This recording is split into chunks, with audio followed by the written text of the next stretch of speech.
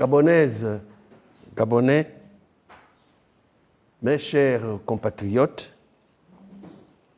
mesdames et messieurs, représentants de la communauté internationale, mesdames et messieurs, en m'adressant à vous, je ne tiens pas à revenir sur l'état des lieux désastreux de notre pays, comme chacun de nous le sait. Il est primordial pour moi de renouveler mes félicitations au peuple gabonais dans la longue marche vers la liberté qu'il poursuit sans relâche. Je salue la constance de notre peuple dans sa mobilisation et son rejet irréversible du régime usurpateur. Chers compatriotes, je sais que vous avez tous à l'esprit les déclarations historiques devant les tribunaux de Libreville sur les détournements des fonds publics d'une ampleur et dans des circonstances sans précédent.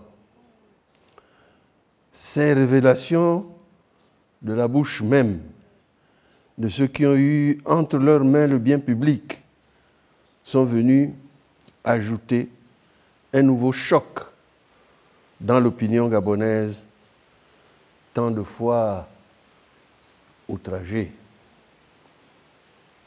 Après d'autres crimes dans d'autres domaines, nous sommes devant des crimes financiers destructeurs de nos finances publiques. Ceci vient confirmer l'inconscience et le cynisme des personnes dont le seul but est de confisquer le Gabon et ses ressources à leur propre bénéfice. C'est la preuve supplémentaire que la vie de notre pays se résume en une accumulation de destruction. Destruction de notre cadre juridique et de notre tissu économique, de nos systèmes de santé et d'éducation et de tous les amortisseurs sociaux. Destruction de nos valeurs culturelles, de notre vivre ensemble et de notre histoire. En définitive, le Gabon reste paralysé depuis le coup d'État de août 2016 et la longue résistance de notre nation. Chers compatriotes, la force de notre détermination est ici et dans la diaspora, s'affiche sous le regard du monde. Mais les échos de votre impatience et du découragement pour certains me parviennent aussi.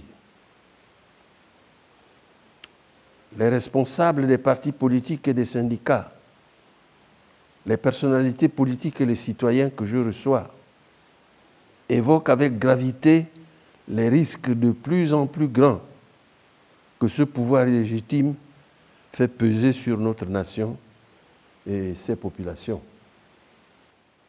Chaque jour, à l'occasion des audiences que j'accorde aux familles, je suis bouleversé d'entendre encore et encore évoquer la détresse et la souffrance, l'absence de paiement des pensions et l'incertitude des lendemains dans nos vies. J'écoute chaque jour ceux qui se lamentent, ceux qui pleurent, ceux qui se révoltent et ceux qui ne croient plus au changement et à l'alternance. J'entends aussi ceux qui ont le privilège et qui ont peur du changement. À ceux-là, Gandhi disait, je le cite, « Le monde contient bien des choses pour les besoins de chaque homme, mais pas pour la cupidité de tous. » Chers compatriotes, je n'oublie pas dans ces échanges les prisonniers politiques, au premier rang desquels Bertrand Zibi Abre, Jean-Rémy Yama, Consti Ondo, Gérard Agaya et tous les autres détenus arbitrairement. Dans tous les cas, le Gabon n'offre plus de perspective à ses enfants. Le Gabon ne présente plus d'horizon d'espérance pour les nouvelles générations. Ces nouvelles générations, au sein desquelles se sont distingués des jeunes dont le sacrifice a bouleversé notre pays suite aux attaques du 31 août 2016. La barbarie aveugle s'est abattue sur des innocents, sans défense et sans armes, froidement assassinés à Mokugé. Ce jour qui demeure inoubliable a profondément traumatisé la conscience nationale. À ce moment-là, l'humanité qui nous habite, nous, du côté des victimes, a transcendé notre douleur pour ne pas plonger dans la violence de la vengeance, légitime défense, face au bourreau sanguinaire. Notre âme commune a pris le dessus, cette âme commune qui est le propre des justes et des patriotes. Cette âme commune aux femmes et aux hommes qui savent qu'ils n'ont que le Gabon comme pays et qui ne peuvent se laisser entraîner dans la destruction de la terre de leurs ancêtres. Chers compatriotes, l'histoire nous enseigne que l'accumulation des privations et des vexations dispose les populations à la radicalisation qui mène souvent à l'explosion sociale. Les Gabonais ne sont pas loin de cela. C'est pourquoi le choix que le peuple gabonais a porté sur ma personne reste la seule option qui nous épargnera de basculer dans la malédiction de la guerre civile en Afrique. C'est avec fierté que j'incarne l'offre politique crédible qui restaure ainsi l'état de droit et garantit le salut de notre nation. C'est pourquoi je demeure et resterai intransigeant aussi longtemps que je n'aurai pas libéré le Gabon de l'asservissement de la peur et du besoin. Chers compatriotes, les armoiries de la République gabonaise proclament Unity, progrès d'amour. Ensemble, nous progressons. Dans cet esprit, je ne me sens pas seul alors que je m'investis au service de la République. Jean-Pierre Mokoka n'est pas seul, comme se plaisent à le répéter les médias aux ordres. Dans ce combat que nous avons coutume d'appeler vérité des urnes, je n'ai pas dit le dernier mot, aussi longtemps que je peux compter sur vous et sur tous nos alliés traditionnels. Nous nous sommes rapprochés de notre but, mettre fin à l'usurpation du pouvoir pour vivre l'alternance et le changement de système. C'est ce que je vous ai dit la dernière fois que je me suis adressé à vous sur les antennes de France 24. La terre promise est une promesse divine. Oui, la terre promise est une promesse divine. Nous la tenons parce que nous avons accompli la part humaine qui nous incombe. Sur le chemin qui doit s'achever à cette étape en 2022, celle de la conquête de la liberté, nous avons traversé tant d'épreuves. Tant de fois dans notre histoire, tout a semblé compromis, comme sur le chemin de la terre promise, au fil du souvenir remontant de Moïse à Jacob, Isaac et jusqu'à Abraham. Autant de fois, des fils illustres, d'authentiques héros se sont sacrifiés pour que le Gabon se libère, pour que le Gabon vive. Seuls ceux qui ne vivent pas cette lutte dans leur chair, ou comme nos héros l'ont vécu, au prix de leur sang, peuvent prétendre que rien n'est fait et que ça ne sert à rien. Il faut encore vous rappeler qu'au lendemain du coup d'État, jusqu'à ce jour, nous avons pu et su discréditer le régime usurpateur. S'imposer par la force ne peut suffire à ce régime pour diriger le Gabon. Un État, une nation, un pays exige plus que la force et la répression aveugle. Servir notre pays exige autre chose que ce que ce régime a fait du Gabon, au terme de la barbarie et de la gestion calamiteuse de ces 10 dernières années. C'est pourquoi je vous demande de ne pas vous laisser distraire par le théâtre que l'on vous présente chaque jour. Le pouvoir actuel, c'est purement du passé. Préparons-nous à construire l'avenir de notre pays. Chers compatriotes, j'ai réitéré à plusieurs reprises mon attachement à l'idée d'associer les patriotes de tous bords à la nouvelle République. Je rappelle à nouveau mon but qui vise à faire du Gabon ce que vous avez ardemment souhaité en 2016, c'est-à-dire 1.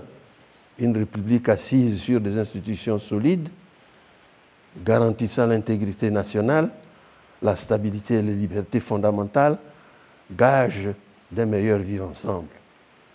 2. Un État où la société civile joue pleinement son rôle par ses propositions en tant que partenaire privilégié de l'État. Une démocratie irriguée par le bon fonctionnement et la crédibilité des partis politiques et un système électoral fiable pour en finir avec le cycle pervers de élections, contestation, répression, tuerie, dialogue, partage des postes. Chers compatriotes, les différentes parties prenantes au règlement de la crise gabonaise devraient comprendre que seul un Gabon stable permettra la préservation des intérêts bien compris de tous et les équilibres de la sous-région. Un Gabon dirigé par le pouvoir légitime élu par le peuple gabonais, en 2016, est en mesure de renforcer cette stabilité dans une sous-région livrée à toutes les convoitises internationales. Dans ce contexte, l'ardente attente du peuple gabonais est d'ouvrir un nouvel horizon en tournant le dos au passé. Oui, en tournant le dos au passé. Tel est le sens de mon propos dans l'entretien que j'ai accordé à France 24, reflétant fidèlement non pas ma pensée personnelle, mais l'état d'esprit du peuple gabonais, aujourd'hui poussé à bout. Plus que jamais, ce qui compte pour ce peuple, c'est la souveraineté exprimée en 2016 et l'alternance. C'est la dignité humaine de la défense de la patrie, aujourd'hui en danger. En prenant à témoin l'opinion gabonaise, les partenaires du Gabon, sans cesse alertés par mes soins dans le langage diplomatique, doivent savoir que cette évolution marque l'entrée dans une période lourde de menaces et d'incertitudes. Considérant que nous sommes à un moment crucial des attentes légitimes du peuple gabonais, le moment approche où je m'ouvrirai à toutes les voies proposées par le peuple gabonais. Le moment approche des arbitrages ultimes que le peuple souverain me réclame. Contrairement à ce que pensent certains, ce ne sera pas pour courber l'échine ou renoncer. Je conduirai en temps opportun ces consultations, quoi qu'il puisse m'en coûter, pour me tenir aux côtés des Gabonais, quoi qu'ils décident pour l'avenir immédiat du Gabon. Le Gabon ne peut plus attendre. Devant la désolation qui frappe le Gabon, plus rien ne s'oppose au consensus international pour la primauté au Gabon de la responsabilité de protéger l'État et de l'État de droit. La responsabilité de protéger et de l'État de droit. Les Gabonaises et les Gabonais, en communion, sur cette terre sacrée du Gabon, avec les mânes de nos ancêtres, et conformément à la Constitution de la République, disent que plus rien ne s'oppose à l'alternance et au nouveau pouvoir. Plus rien ne s'oppose à l'alternance et au nouveau pouvoir. Le temps est venu que définitivement s'installe Jean Ping, président de la République gabonaise. Jean Ping Okoka, président de la République gabonaise. Que les mânes de nos ancêtres veillent sur le Gabon éternel. Que Dieu protège le Gabon. Vive la République, vive le Gabon. Je vous remercie.